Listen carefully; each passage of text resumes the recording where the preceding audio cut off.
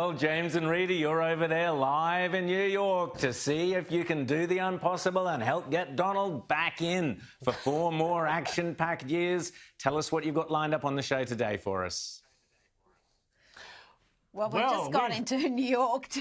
We've been driving across the great state of Pennsylvania, which everybody knows is a must-win state for Donald Trump. Actually, whoever's going to win the presidency pretty much has to get Pennsylvania. 20 big electoral votes there. But here's the really fascinating thing. I'm going to show you so much fun stuff that we saw, and interesting stuff, and informative stuff that we saw along the way. It's really actually 2 states. You know, you've got the cities on either end, Pittsburgh and Philadelphia, very lefty, very woke, very Trump's the fascist. And then in the middle, you've got all these people, all these South Americans concerned about energy, China, all of these other issues. And it's a totally different state depending on where you are.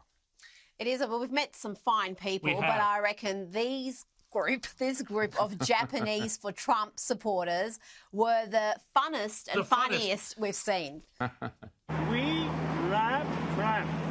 We love Trump. 4 more years. 4 more years. We love Trump. 4 more years. We love Trump. 4 more years.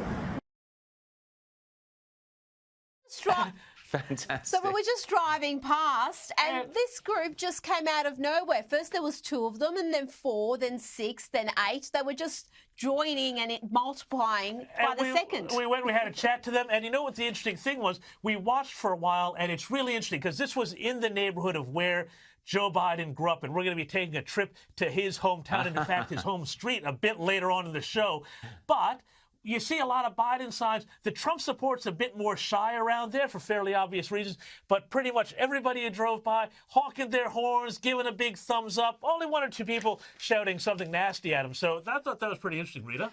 It was. That actually, because around Scranton, there's far more Biden signs than there are Trump signs, Scranton being his childhood hometown. But it was interesting watching the people drive by. Sure, they were getting a few fingers and a few shakes of the head, but I think the majority were beeping their horn in support. And that really surprised me, given the fact that, you know, you weren't seeing the Trump signage like you were in other parts of Pennsylvania. I think there's a big shy Trump support group around there because, you know, when we went to try and talk to some people who were driving by or parked at the lights who were giving them a thumbs up, they all clammed up. They put their masks up. They said, really? No, we don't want to be on camera. Yeah. Really?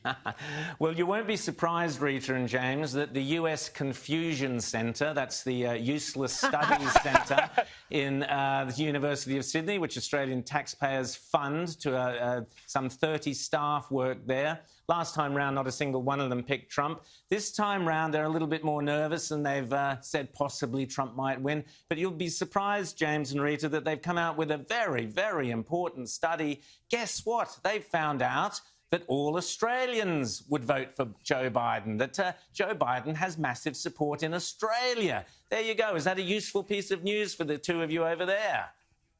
Well, I'm sure it's fascinating if Australians could vote in the US election. But really, I think given the uniformly terrible coverage of US politics in Australia, all of it anti-Trump on all the free-to-air stations, most of the print publications, what other opinion are Australians likely to have? For 4 years, they've been told this guy is the worst thing that's ever happened to America. So I'm not surprised that he doesn't have much support in Australia. Well, listen, as Rita says, we're not going to have to wait. I was going to say, as Rita says, you know, we're not going to have to wait late on election night for the Australia booths to come in. So.